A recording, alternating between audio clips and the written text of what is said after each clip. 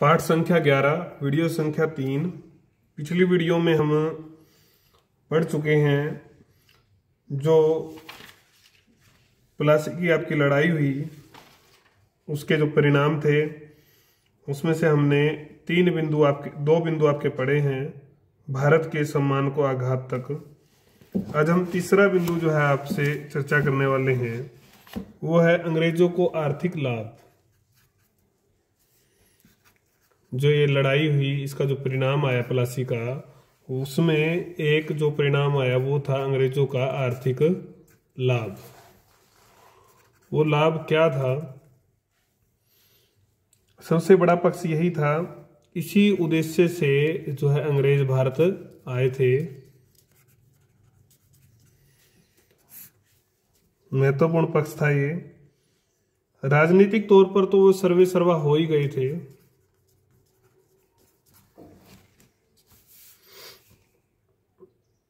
अब कोई गुंजाइश नहीं बची कि उनके आर्थिक हितों को कोई जो है नुकसान पहुंचाए,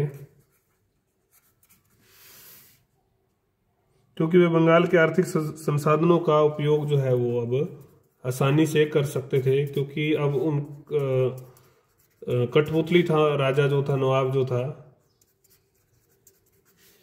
तो वो अंग्रेजों के अनुरूप ही चलता था। अब जो है भारत के आर्थिक शोषण का एक नया अध्याय जो है खुल गया था, शुरू हो गया था।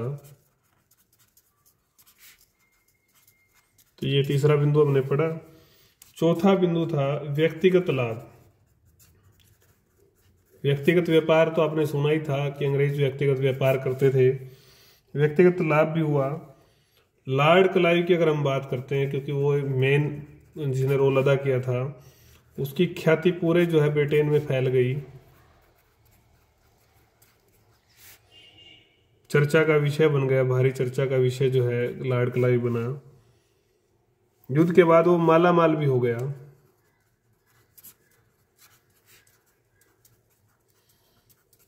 क्योंकि मीर जाफर अब नवाब बन गया था। मीर जाफर का तो यही सपना था, लेकिन इस सपने के बदले उसे को कुछ कीमत चुकानी थी, और वास्तविक शक्तियां जो है वो अंग्रेजों के हाथ में थी।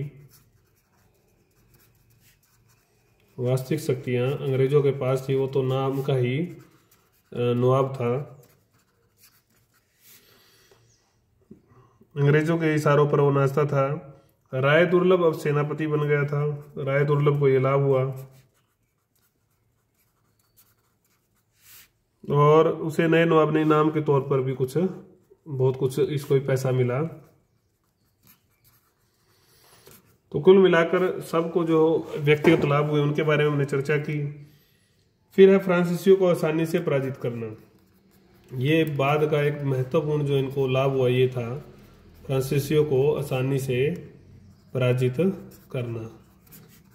क्यों और कैसे, ये इसने कैसे इस फैक्टर में काम किया उसके बारे में चर्चा करेंगे। वैसे तो जो युद्ध चल रहे थे वो दक्षिणी क्षेत्र में चल रहे थे। दक्षिणी क्षेत्र उनका जो है केंद्र था। कर्नाटक के युद्धों का जो इंग्लैंड और फ्रांस के बीच में, या अंग्रेजों और फ्रांसीसियों के बीच में जो युद्ध चल रहे थे, आप पढ़ आए हो तीनों युद्धों के बारे में। लेकिन अब अंग्रेजों की जो सफलता थी वो पूर्वी क्षेत्र की सफलता थी। पूर्वी क्षेत्र पर जो है अंग्रेजों का काम जो है कब्जा हो गया था। तो कैसे ये दोनों एक दूसरे से मिलती है, इस बात को हम समझेंगे। क्योंकि अंग्रेज अब सबसे धनी क्षेत्र के जो है स्वामी बन गए थे। यहां से उनको एक बैकअप मिल गया। कमर जो है अंग्रेजों की मजबूत हो गई, फिर उनका जो बैकअप है वो मजबूत हो गया। तो नवाब इनके कब्जे में था, मुट्ठी में था, और शासक या मुगल बादशाह इस युद्ध को मात्र दर्शक की भांति देख रहे थे। मुगल शासक दर्शक था केवल, और नवाब इनके कब्जे में था। तो अंग्रेजों की सैनिक, आर्थिक तथा राजनीतिक शक्ति में इस समय बहुत वृद्धि हुई। राजनीतिक, सामाजिक, सैनिक और आर्थिक सभी पक्षों की अब उन्नति वृद्धि जो है यहाँ पर हुई। इस उन्नति से, इस वृद्धि से उनके लिए पराजित करना जो है काफी सरल हो गया था। यहाँ से उनको जब हर प्रकार की रसद, पैसा सब चीज़ें मिलती थी, तो इससे उनके लिए आसानी थी। अन्य परिणाम, और अन्य परिणामों की अगर हम चर्चा करें, अन्य परिणामों में क्या था? अब अंग्रेजों ने भारत विजय के बारे में सोचना शुरू कर दिया, क्योंकि पहले तो वो व्यापार के बारे में ही सोचते थे कि भी कैसे व्यापार पे करें, और फिर उस व्यापार में भी कैसे जो है हम एकमात्र हमारा विशेष अधिकार रह जाए, अन्य शक्तियां जो डच थे, फ्रांसीसी थे, उन सब का अधिकार छीन लिया जाए, वो यहाँ से पिछड़ जाएं, चले जाएं। उनका व्यवहार जो है भारतीयों के प्रति बदल गया। एक परिणाम ये भी हुआ, पहले वो सम्मान की दृष्टि से देखते थे भारतीयों को, लेकिन अब उन्होंने देखा कि भारतीय खुद ही इतने छल कपट से, एक दूसरे से धोखेबाजी से भरे हैं, तो वो जो सम्मान था वो अब कम हो गया। हे अब हीन जो है हमें वो मानने लगे, हीनता की। अब इनको कमजोरी का, आपसी फूट का ज्ञान भी जो है मिल गया कि इनमें, भारतीयों में इतनी जो है कमजोरी है ये। और ये ऐसा ही नहीं कि केवल अंग्रेजों को, विश्व के अन्य जो देश थे उनको भी इन बातों का पता चला, अन्य देशों के लोगों को भी इस बात का पता चल गया। यह युद्ध भारत में अन्य यूरोपीय शक्तियों की समाप्ति का भी सूचक था।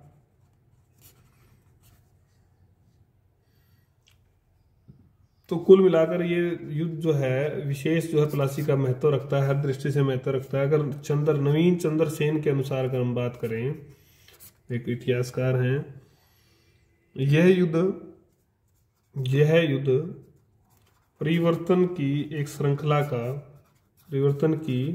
श्रृंखला का पहला कदम था, मतलब एक शुरुआत थी।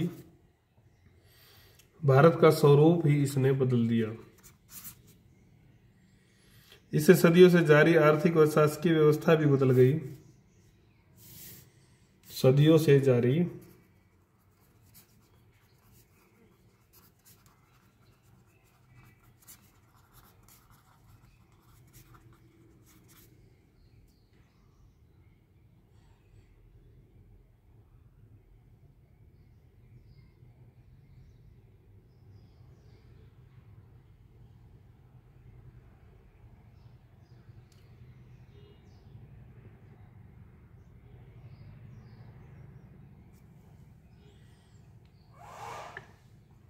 इसके बाद अंग्रेजों की व्यापारिक व प्रशासनिक नीति भी बदल गई।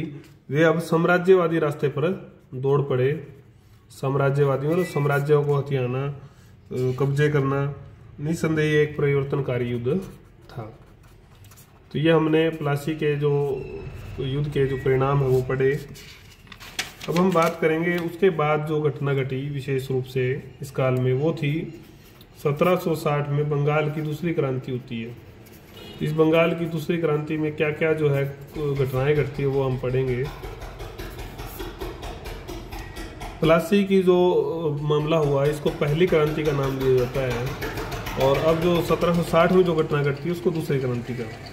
एक सत्ता परिवर्तन होता है, इस समय में एक सत्ता परिवर्तन होता है, उसी को जो है दूसरी क्रांति का नाम दिया जाता है 1760 में।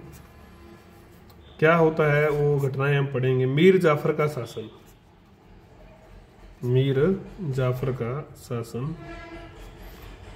मीर जाफर हमें पता है कि अंग्रेजों की कठपुतली थी। वो साहसहीन, अयोग्य व्यक्ति था, नाम मात्र का नवाब था। ये सारी बातें हम पढ़ चुके हैं। अंग्रेजों के इशारे पर काम करता था, लगातार धन हड़पते रहे अंग्रेज इससे। लालसा अंग्रेजों की बढ़ती गई। अब उसके बस की बात नहीं थी इस लालसा को, इस लालच को पूरा करना। अंग्रेजों से मतभेद धीरे धीरे फिर उसके बनने शुरू हो गए। जब तक कलाइव था तब तक तालमेल रहा, कलाइव था तब तक तालमेल था, लेकिन कलाइव जैसे ही चला गया उसको लौटना पड़ा, स्वास्थ्य खराब हो गया। तो अब नवाब में इतनी शक्ति नहीं थी कि वह आंतरिक व बाह्य सुरक्षा कर सके। तो अंग्रेजों ने भी अब सोचा कि इसको पद से हटाया जाए,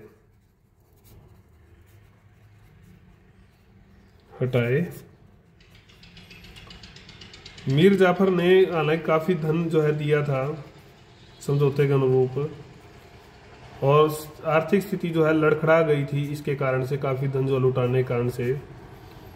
तो अब उसके पास आवास का खर्चा चलाने और सैनिकों को वेतन देने का जो है पैसा नहीं था। तो ये हालात इसके समय में आ गए। अब अंग्रेज सोचते हैं कि इसको हटा दिया जाए, ना तो इसके पास शक्ति है, ना धन है, ना ये हमारा कोई लालच पूरा कर सकता है, तो इसको रख के हम क्या करेंगे। तो इसके बाद क्या होता है वो आप समझेंगे, अभी हम आपको बताएंगे। दूसरा जो बिंदु इसी क्रांति में, जो 1760 में बंगाल की दूसरी क्रांति का नाम दिया गया है, वो है अंग्रेजों और मीर जाफर के बीच मतभेद ज्यादा उभरना। मतभेद उभरना, आपस में दोनों ही एक दूसरे से तंग आ चुके थे, ज्यादा तंग आ चुके थे।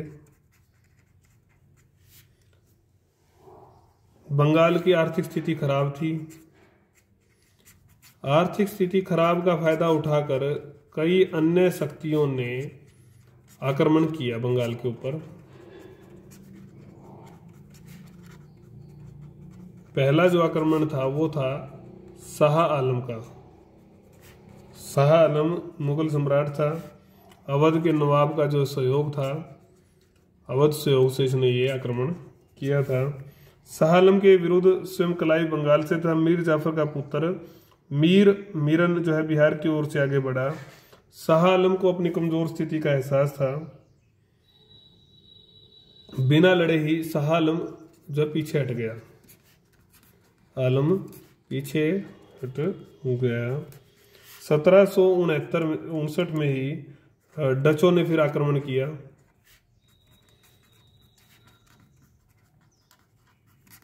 अंग्रेजों के विरुद्ध जो है उनके हित बचाने के लिए उन्होंने किया था ये, उनके अपने व्यापारिक हित थे। तो आखिर में बडेरा का जो युद्ध हुआ, बडेरा का एक युद्ध हुआ इनके खिलाफ, इसमें डचों की हार हो जाती है। वेरी इंपॉर्टेंट, 59 में ये 2 नंबर में आ जाता है।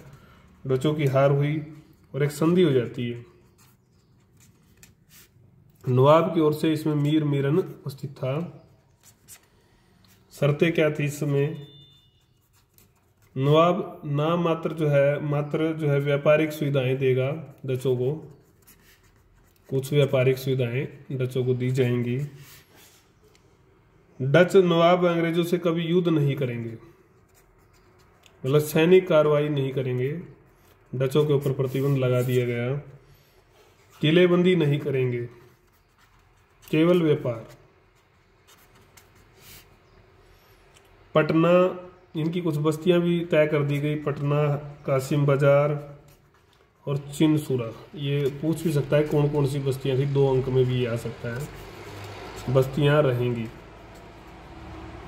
और वहां पर अधिकतम 125 सैनिक ही ये रख सकेंगे केवल बस्तियों के लिए। डच अपने जहाज व सेना 6 मास के अंदर, जो जहाज है इनके 6 मास के अंदर जो है बंगाल की सीमा से बाहर ले जाएंगे। ये भी एक शर्त इसमें रही। डच यदि किसी शर्तों का पालन नहीं कर पाएंगे या नहीं करेंगे तो उनकी संपत्ति जब्त हो जाएगी। संपत्ति जब्त कर सुविधाएं वापस ले ली जाएंगी। ये जो है संधि इस समय पे होती है। तो इस तरह से भारत में डचों का संबंध इस संधि के माध्यम से जो है खत्म हो जाता है। अंग्रेजों ने, अब संधि होने के बाद अंग्रेजों ने मीर जाफर पर एक आरोप लगाते हैं। मीर जाफर पर आरोप लगाया कि वो इस आक्रमण के लिए जिम्मेवार है। आक्रमण का जिम्मेवार कौन है? मीर जाफर। अंग्रेजों ने आरोप लगा दिया। कितना बड़ा आरोप है कि उसने इनके साथ मिलकर जो है डचों के साथ मिलकर जो है षड्यंत्र रचा है। षड्यंत्र रचा है अंग्रेजों के विरुद्ध कि अंग्रेजों को बाहर निकाल देंगे।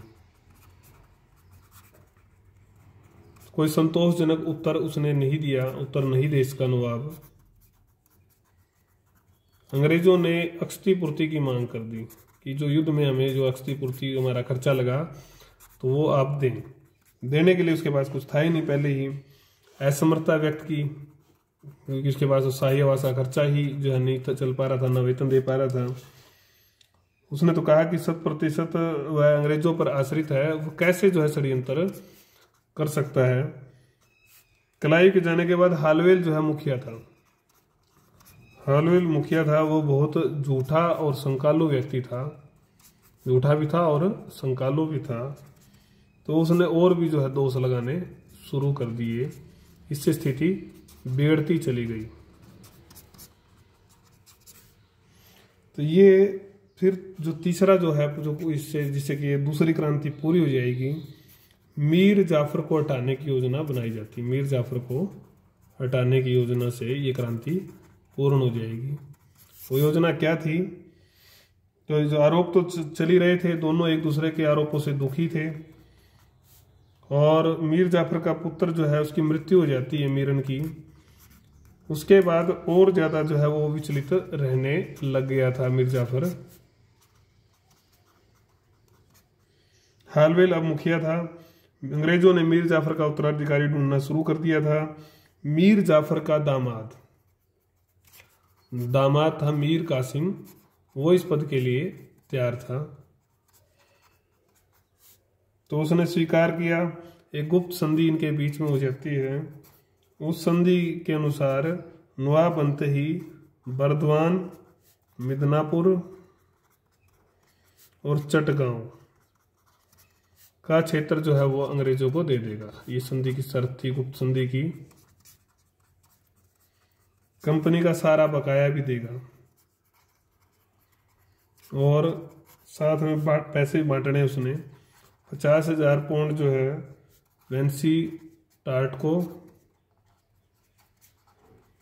27,000 पाउंड हालवेल को, और 25,000 पाउंड जो है वो काउंसिल जो कलकत्ता की थी उसको देगा। काफी सारा धन जो है उसने बांटना था। 1760 में इस समझौते को लागू किया गया, इस संधि को।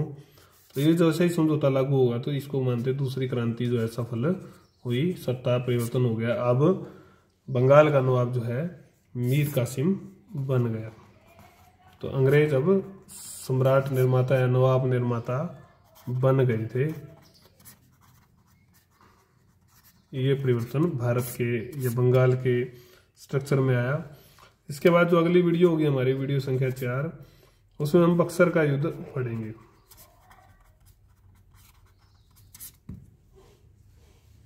इसको आप देख लें, समझ लें, कोई बात ना समझ में आई तो पूछ लें। इसमें हमने पढ़ा आपको जो पिछले बिंदु रह गए थे, अंग्रेजों का आर्थिक लाभ, व्यक्तिगत लाभ, ये कारण थे। प्लासी के युद्ध के परिणाम थे। फ्रांसीसियों को पराजित करना, अन्य परिणाम। फिर जो बंगाल की दूसरी क्रांति होती है उसमें पहला पॉइंट मीर जाफर का शासन, दूसरा पॉइंट मतभेद उभरना अंग्रेजों के बीच में और मीर जाफर के बीच में, फिर मीर जाफर को हटाने की योजना और कासिम का नवाब बनना।